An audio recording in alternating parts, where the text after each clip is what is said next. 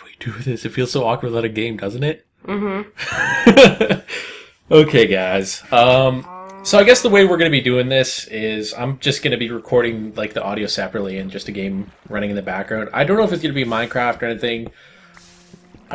I'm kind of just playing. This is our first, I guess, our pilot episode. I guess we could call it, right? It's pretty low budget, and the the company might not pick us up. So yeah, who knows?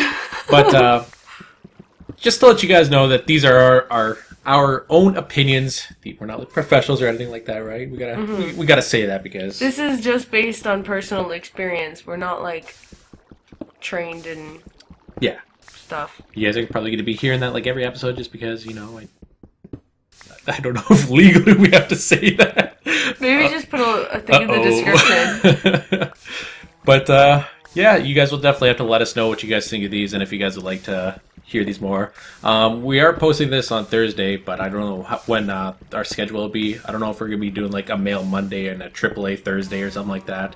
Who knows? Our schedule might change, but I guess, shall we get to this first question? Mm-hmm. And the way we're going to be doing it is just like 2 or 3 emails because they can run long. So I guess the first one here. Stop looking at me, Andrea. What? I'm just joking. So my name is Nigel, and I'm Canadian too, and I'm 16. And there's a cat. Shut up. Last year in January, my uncle and my cousin were both murdered. No suspects or anything. No details needed on this. But afterwards, I was out of school the whole second semester due to depression. So here I am today, a different guy. I'm shy, I only have one friend, but I'm back in school, thank God. So here's the issue. There's a girl, I know for a fact that you get a ton of these girls' letters, and she's kind of geeky. She likes to draw, paint, even play video games, and she means the world to me. She recently broke up with her boyfriend to grow our relationship. She's come over a couple times, had supper with my family, and I've gone to the city with her. But her friends are good friends with her ex-boyfriend. And today, I just got made fun of because people found out that she came to my house. And she doesn't really want people to know that we have a quote-unquote thing. Now, there are rumors we had sex, which is horrible because that's not true. So what I'm asking you is just your opinion. I need to know what to do. It's either end our relationship, which would be quite hard, or keep living with her crazy friends and not being treated very nicely. Keep in mind, I really do like her, and for once, somebody does like me. Okay, there's a couple of things here. First of all, the most important thing is why wouldn't this girl, I don't know if she's actually your girlfriend or if you guys are just really good friends at this point, but why wouldn't she want people knowing that you have a thing? That's kind of something you might want to ask her about and find out about, because you don't want to have a relationship that's like secret. You don't want to be, like, why would she want it to be secret? There's no reason for that. If she really likes you and she wants to be with you, then she would have no problem telling people that you were together. As for rumors, that's horrible, but that's high school. Yeah, rumors are rumors. I mean, yeah, everyone goes through them in high school no matter what. Yeah, there's not much you can do about it. But, like, her crazy friends, like, sometimes you're gonna have to make decisions like this. Like, if you end up talking to her and you bring out your relationship in public and her friends are still total asshats about it, you have to decide whether or not you want to put up with that. Because it's really up to you. I mean, if you're finally recovering from what happened to you and you're trying to... from depression, you don't want to get treated... Yeah, like shit all the time. If you're trying to be happy and you're getting happier, you don't want people in your life that are going to be making you feel like that. And, like, how do I explain this? Like, this girl is not the only person that you're ever going to have in your life. I mean, sometimes it's hard to make friends. It is usually hard to make friends, especially if you're sort of like, outcast like the rest of the gamers. We're few and far between, and it's hard to find people that we actually like. But, I mean, a girlfriend isn't the end of the universe. I mean, you're still young, you're still in high school. Still 16, you got your whole life ahead of you. I mean, girls are going to be coming and going, so... Everything in high school feels like it's the end of the world, and it's really not. Like, you'll find that out as you go, and it's hard to hear it, and nobody ever believes it, no matter how often they're told when they're in high school. Especially from people older than them, they never believe it. But it's true. I grew up and I found that out, and I was like, oh right, I was a stupid kid. And that's just how it is. Hormones are ridiculous. Everything is crazy because in high school it's this weird community that you're in that is nothing like the rest of real life at all. And like, if you are a gamer, don't be afraid to make friends online. Like, I know myself and Alex, some of our best friends we've ever made have been online. Like, even if you have to look far away to find your friends, then so be it, you know? Don't think this is all there is for you. Yeah, for sure. I don't really know what else to say about that, but I mean, like, I don't know.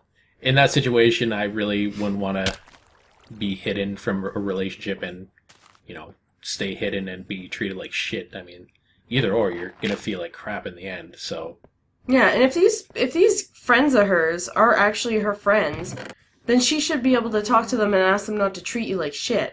they should be understandable, and you know, They should be respecting her choices of who she wants to be with and not treating you like garbage is what they should be doing.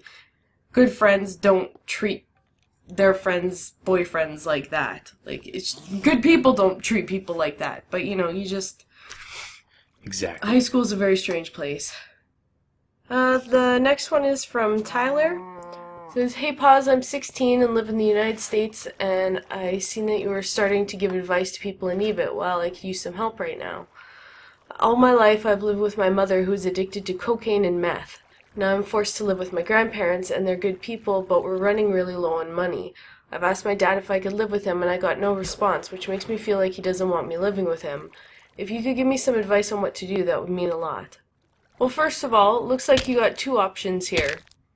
You can either continue to live with your grandparents and work it out with them, or basically force yourself over to your dad's house and live with him, regardless of how he feels about it. Because if he is your dad, like your biological dad, then he's, you know, legally required to take care of you regardless since you're a minor. And you know what? This all depends on what you want to do and how you want to work this out with your grandparents. If you feel like there's no way that you can work it out with your grandparents, then you might have to live through a couple years here where it's just shit with your dad, especially if you feel like he doesn't want you there. But you know what? You gotta take care of the people who are trying to take care of you as well. You know, if your grandparents are having a hard time looking after you because of money, you know, you're either gonna have to get a job. I mean, you're 16, there's no reason you can't. You get a job part-time and still get good grades in school and still make some money to help out with paying the bills and everything. Or you could try and take the pressure off of them and go live with your dad. I mean, it's... For you, neither might be ideal, but you know what? Life's not easy. You're gonna have to make a choice here and do something, because obviously you don't want your grandparents' life to fall apart here. You pretty much answered everything I was going to say there, so... Oh, God. Seems like you're going to be answering a lot more... Well, you've had a lot more life experience than me, and... A lot more fucked up life experience. Yeah. Not to mention, whatever you decide to end up doing, if you did grow up with a mom who was an addict, I personally know from experience how bad that can be, and I would really recommend seeing a counselor if you could, like a school counselor, or finding maybe like a non-profit counselor somewhere in your area. Well, don't they offer that type of stuff at school for free? Yeah, but sometimes you don't feel comfortable with your school counselors, especially Yeah, but since... I mean, like, you can go to your counselor and ask what your options are, whether or not you can find, like, another person. Well, yeah, they can help you find Yeah. someone or whatever, but, like, it would just be a good idea. Like, you could go to your counselors, and your school counselors are always willing to help with everything, even if you want to talk, or if you want help, or if you're thinking... You even have... I said two choices, but you even have the choice to live out on your own if you want. I believe you could do that at 16 if you have permission from your legal guardian. Mm-hmm. So, like, go to your counselor and talk to them. If you can, you know, get your life sorted out first, you know, as best you can, and then maybe, you know, see someone you can talk to, because you know what? Living with an addict is not easy. And it's not going to make any of your, like, choices easier either if you're feeling all that, plus on top of all this responsibility, you know, with the finances, so. And if you do, like, go out looking for a job, don't be ashamed of, like, working at a place like McDonald's. I've done that multiple times. Even, like, the past couple of years here, I worked at Shell. And in these situations, money's money. And obviously money helps you out no matter what. So, you know, don't be ashamed to work at the quote-unquote shitty places of the workplace or the work industry, and don't worry about getting teased. I mean, a job's a job, and in the end, it'll help you out in the future as well. So this one's gonna be more on my end here because I got like numerous amounts of emails here, and I feel that I should probably start talking about it myself because apparently a lot of people want to know, quote unquote, how you make it big on YouTube. Now, I was fortunate enough to have a girlfriend such as Andrea to, support me out throughout the duration of my YouTube channel. And there's a couple things I've learned. I've learned like the good and the bad. So the good and the butts. The good and the butts. But shut up. There's a couple things that I can help you guys out with here, and hopefully you guys can take it and work with it on your own there. So one of the first things I've done, like even before I even started recording, was I went out and I purchased a really decent microphone, and I still use it to this day, and I'd highly recommend it. I currently use the Blue Yeti. It was like $200, but I believe it dropped down in price because realistically, people watch you, they listen to you, and what you want is like a clear voice and everything. And I guess kind of touching on that, like I said, they watch you. Make sure that your quality is good. Obviously, some people might be doing Minecraft. It doesn't have to be like 1080p or anything like that, but make sure it's not grainy or anything. Make sure you adjust it so it's bright enough. One of the things that a lot of people pay attention to is have schedule times for your videos. When I first started off, I was like really working hard to try and get partnership, because one of the things that partners are able to do is they're able to actually quote unquote schedule it. So you're able to upload your video. Like what I do is I upload my video while I sleep, and I have it so it uploads at certain times, or not uploads but releases. And what I did, I worked quite hard at this. What I do is I'd wake up 2 hours early before I actually went to work to make sure my videos would upload, and I'd release them throughout the day there, because I worked at 4, or I left work at like 5 o'clock all the time. So I'd wake up at like 3:30, 4, and just upload a video and release that at 6 right before I went to work. And when I came home, I uploaded right away, and I made sure there's a video up for 4. And if you know people around like the same subscriber range around you, try and do some collaboration work with them, because I mean everyone has their own unique subscribers and demographics and whatnot, and they might find you interesting, and you can probably help them out, and they can probably help you out and all that. I don't know, those are just the very basics that I've used throughout my YouTube career, and they seem to be still helping me, because I mean every single day a lot of you guys will know that I put up my Minecraft video at like 6 a.m. and it's been like that for the past couple of months.